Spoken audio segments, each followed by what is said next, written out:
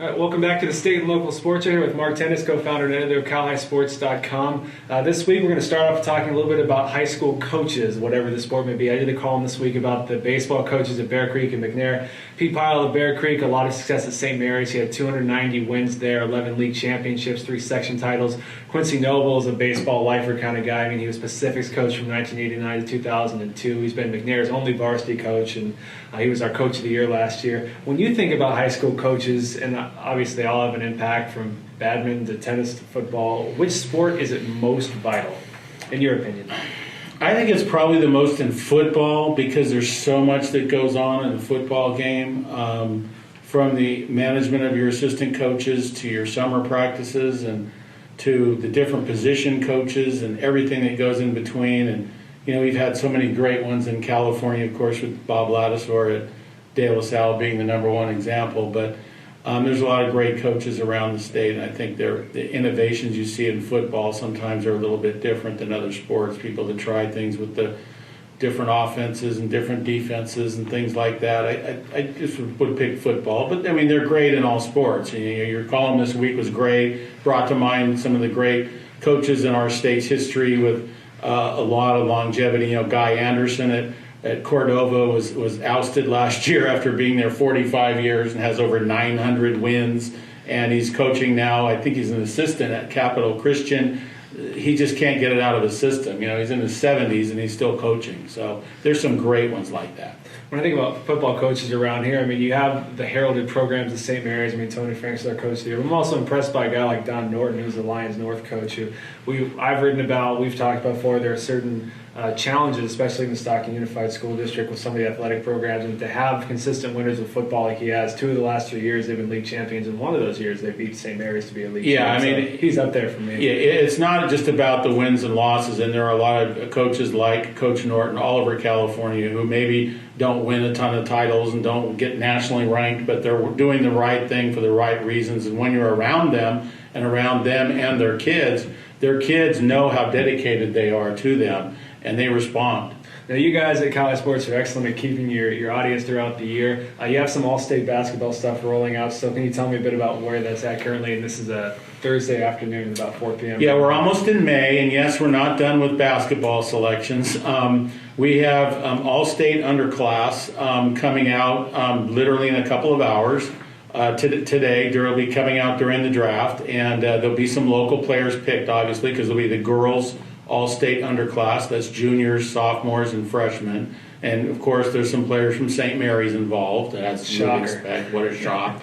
But there's a few others. There's a non-St. Mary's girl who's quite high on one of the lists as well. So there's that to look forward to. That leads into the boys' all-state underclass teams. We have our Super 30 Elite. We've got another good, solid week of stuff coming. Most of it is done. It's just a matter of packaging and tweaking at this point. But it does take a lot of time, and we like to take our time because, again, it does keep people involved, the audience, the basketball people, before they move on to other things. Now, we're about half an hour away from the start of the 2016 NFL Draft. There's a very good chance, of course, this is before it's happening, so I don't want to say for sure, that Jared Goff from Cal Marin Catholic will be taken number 1 overall by the, wow, it's weird to say, Los Angeles Rams. Yes. What is the significance of that historically for California?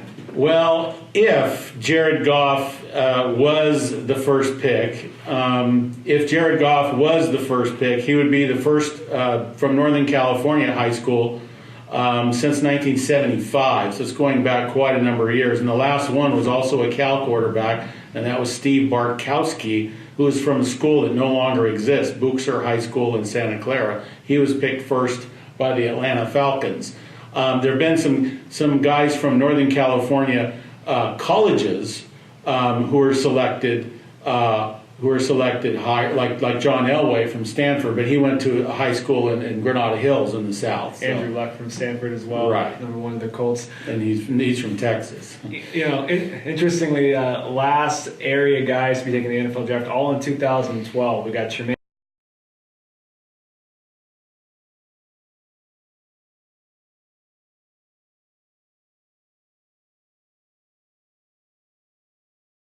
an injury. So it's been a while for those. I mean, you see a Darian Grimm out at heading to Nebraska now, and I know you mentioned another guy who was a running back at Lincoln who could have a shot here in a couple of years. Well, Justin Davis, playing at USC, has had a pretty good career, and when he gets into the combines and stuff, when he starts getting ready for the draft, he's somebody that could probably get drafted. I don't think he's probably going to be a first or second round pick, but he's definitely a guy who's going to get a good shot and a good look in the NFL with his size and speed and some of the things he does on a football field. Now, you do a weekly column for us, The Record, and StocktonPreps.com, and a little bit of a different pace of sleep, which I think is pretty cool. Can you tell us a bit about what you wrote about? I wrote about the Kennedy Games, which is a long-running event in the Stockton Unified School District. It goes back 38 years, and it's for 5th graders through 8th graders.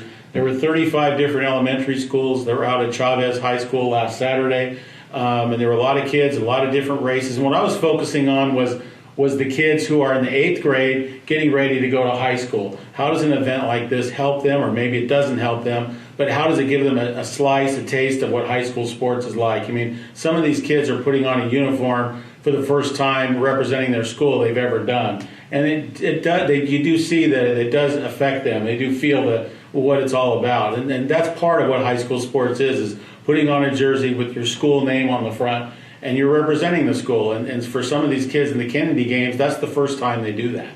Now, pay attention to the state and local sports here in coming weeks. We might be trying some new things here, perhaps live broadcasts or moving into a more traditional podcast format, so keep an eye out for that. And CalHighSports.com, the Gold Club membership, all of your state record books, rankings, all the insider content, less than $20 a year, less than $2 a month, a great deal. Mark, thanks for joining us again. Thank you, Thomas. Thank you.